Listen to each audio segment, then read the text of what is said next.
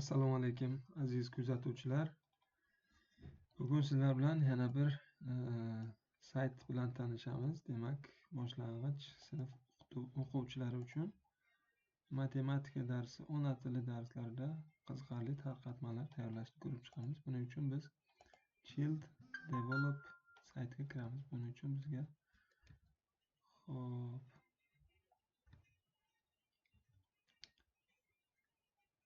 shu saytga kiramiz. Kirganda vxod registratsiya oldin ro'yxatdan o'tamiz. Registratsiyani bosib turib ism familiya yozamiz.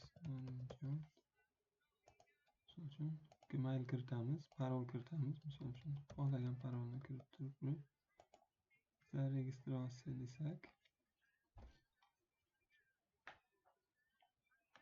yuklayapti hozir.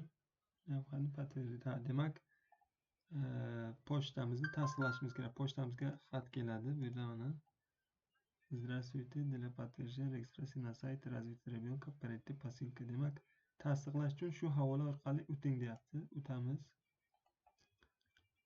O'tganimizda mana bizni nimamizga kiradi. O'sha ro'yxatdan o'tdik hisob. Demak, 3 ta nuqtani bosib turib bu yerda menyular bor. Demak, bizga keraklisi hozir generator zadaniy. Demak, bizga o'sha tarqatmalar yaratib beradigan mana bu yerda turli ko'rinishlarda bor. Mana qo'shish, mana сложение qo'shish, вычитание ayirish, умножение ko'paytirish, деление bo'lish, sostav числа. Mana o'z sizlarga числовой piramidani ko'rsataman. Xo'p. Числовой piramidani bosib turib mana bo'lishini bosamiz. Bo'lishini bosganimizda mana menyu ochiladi. Bu yerda Выберите арифметические действияni sizga bu yerda сложение qo'shish, умножение ko'paytirish. Mana ko'paytirishni tanlaymiz.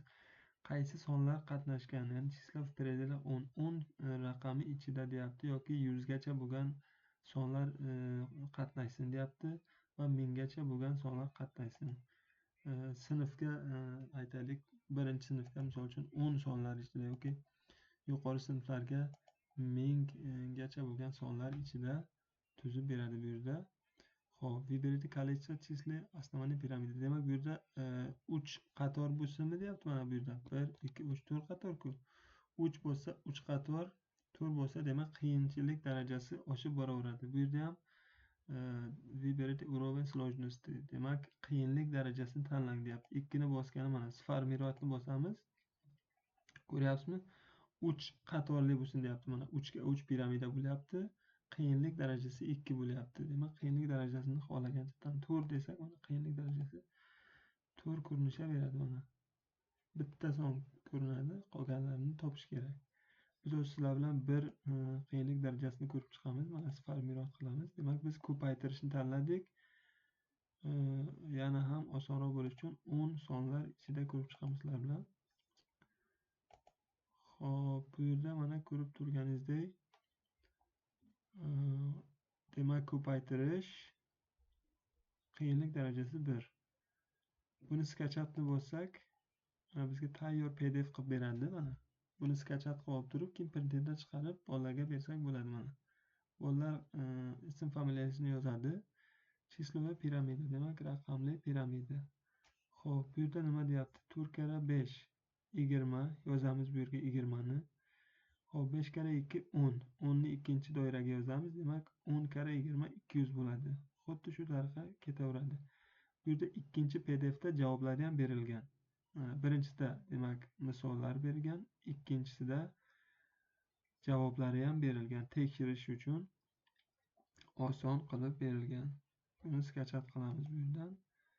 Bu bizning demak kompyuterimizga kelib tushadi. Va buni biz printerdan chiqarib bemalol bolalarga tarqatsak bo'ladi. Bu yerda qiyinlik darajasi 2 qilsak ham bo'ladi. Xo'p, mana bu yerda ko'ryapsiz, mana o'sha avtomatik javoblar yo'qoldi tepada. Buni o'zimiz o'ylab chiqamiz. 4 kara 3. Birinchi chap doiraga yozamiz 12. 3 kara 2 o'ng doiraga yozamiz 6. Demak, 12 kara 6 72 deb eng tepasiga 72 yozishimiz mumkin. Kelinglar buni tekshirib ko'ramiz. Skachat qilamiz. Skachat qilganda kompyuterimizga o'zi kelib tushishi kerak. Yuklayapti.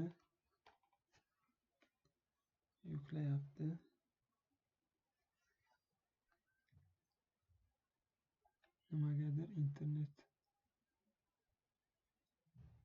Xo'p, mana yukladi. Demak, bu yerda berilgan birinchi zadaniya tur kara 1. Chap doiraga yozamiz. Tur 1 kara 2 2. Demak, tur kara 2 8. Tepada 8 bo'lishi kerak. 2 tur 8 lar qatnashadi. Mana javobni tekshiramiz buni. Tur kara 2 8. Xuddi shu tariqa ishlatsa bo'ladi, foydalansa bo'ladi. Qiziqarli. Bu yerda bundan tashqari ko'p funksiyalari bor. Mana anagramma deyapti. So'zni taxlash, propislar mana bizga tayyor nima beradi? Mana harflar.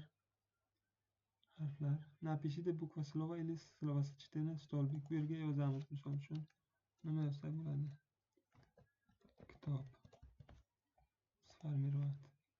Mana bu yerda kitob degan so'z beradi. Demak, bolalar shuni yozishni o'rganishadi. Lotinchada ham yozib ko'ramiz qanday ishlarmikan. Men oldin sinab ko'rmaganman. Kitob.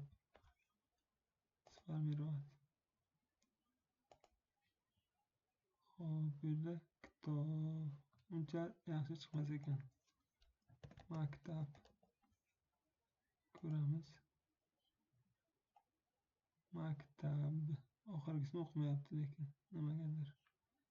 Xullas, kimga kerak bo'lsa bemalol kirib ishlatishingiz mumkin. E'tibor uchun rahmat. Bizni kuzatishda davom eting. Yanada qiziqarli videolar chiqarishda davom etamiz.